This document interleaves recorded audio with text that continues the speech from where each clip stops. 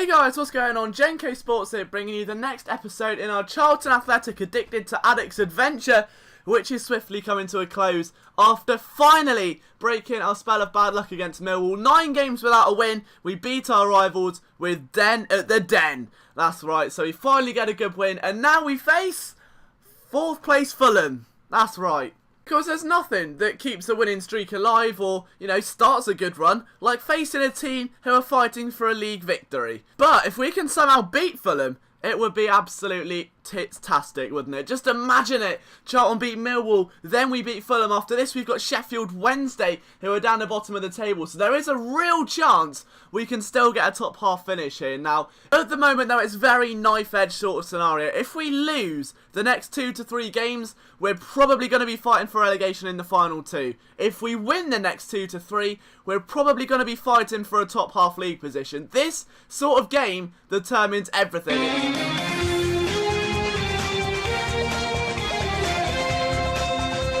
That's good, that's great. When it's, the most vital part of the season, we're on the edge of a knife. May as well just be pushed back now. May as well not bother on the knife. May as well just jump into the relegation places. Give Sheffield Wednesday a boost before we play them. Let's just not start all of our 15-year-olds, sit back and watch. Or better yet, let's be our caretaker manager and go and face Watford away, should we? Because, we were unbeaten 4 times against them before that. I remember New Year last year, we trashed them. This season we were doing alright. But then Bob Peters leaves and we lose 5-0 because none of the players wanted to be there. No one bothered to show up. No one likes the direction the club's going, and it's literally a farce. It's like forcing tramps to go in a nightclub and take MDMA. They will not like it. They will not pull. They just want a sloppy kebab, put the box over their head and pretend it's at home for a night.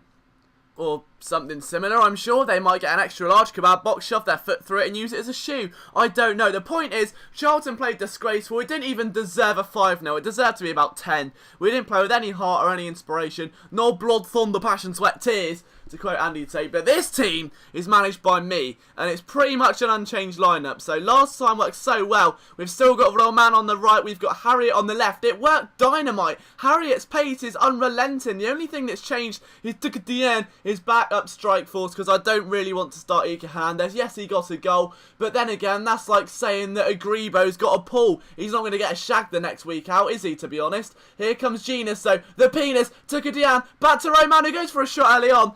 And it just hasn't quite gone through. But I tell you what, honestly, the best piece of business I've done this year has been Roman. I hope I can keep him at the club for a few years, and that's why!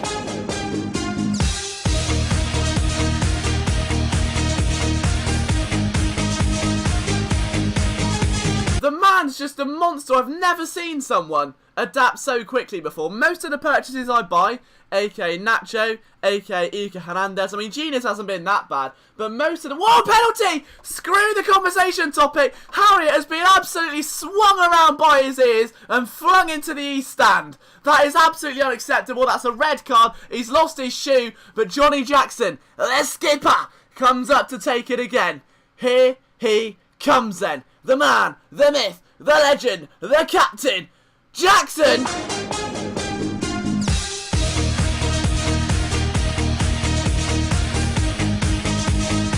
And just like that, somehow, we've got a 2-goal lead over 4th place Fulham. Harriet again plays it up. It's a great play. Oh my God!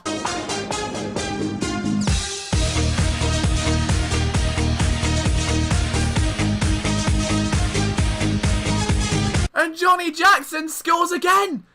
This is phenomenal. But again, I don't know why I haven't played Callum Harriet more. I got so obsessed with Gudmundsson and Below that I completely forgot. And Bayern's almost had a shot. It's off the bar. Oh my God, Bayern's almost scored then.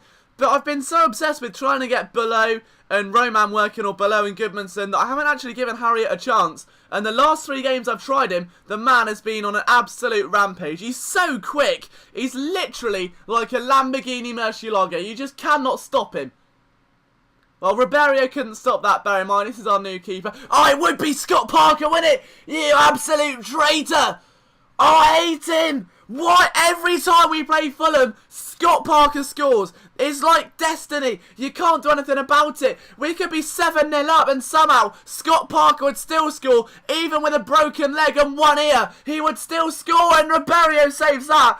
And that is a save that I don't think Stephen Henderson would dream of making in his lifetime, to be fair. So props to the new Spanish keeper who's come in to save the day. He may have just saved Charlton a victory there, but Scott Parker is the bane of my life.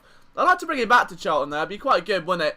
Oh, Ribeiro again making an effort there. He is the Neuer of this Charlton save. For anyone who watches the live streams, he is Javi Diaz in disguise. Here's Waddy Yeager. He's not Javi Diaz in disguise anymore. Just a bit more of an advancement on Stephen Henderson. I'm not choking a 3-0 lead. We're going back to counter. There's no way it's happening. I make a couple of substitutions as well. Hernandez comes on. I think we bring on Julian Dessart and also Andre BK, because Morrison was booked, and once again running around like a bold man outside Pucker Pies. He just really wants that pie, and unfortunately Morrison just doesn't perform anymore. He just waddles about, signs a few autographs, and then walks home and watches The Office on Netflix, I guess, which, I mean, it's not a bad life, but he's here to win games, and with Joe Gomez back next game, I don't really need him.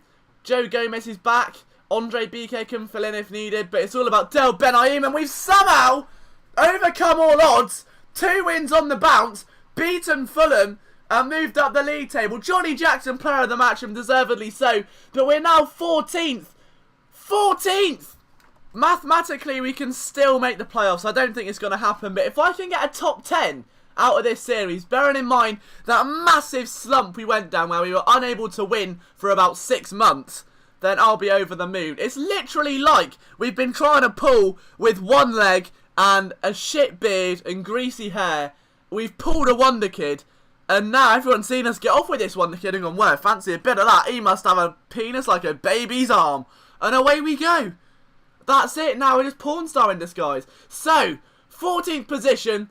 Sheffield Wednesday are just above relegation. They're only clinching it on goal difference. We're going to change that. We're going to send the little birdies down. I hope. So hopefully we can get a 3rd win in a row next game. That would be mental. 3 wins on the bounce. This side has been revamped, and it's all because of me. No, it's probably because of Callum Harriott and Ribeiro. But, you know, what can I do? So if you have enjoyed this episode, guys, as always, be sure to leave a like. It means a lot that you guys check out this content daily. 307 subscribers. You're giving me more of a semi when I wake up every morning. This is ridiculous now. If we can somehow get to 400 by the end of January, that would be insane.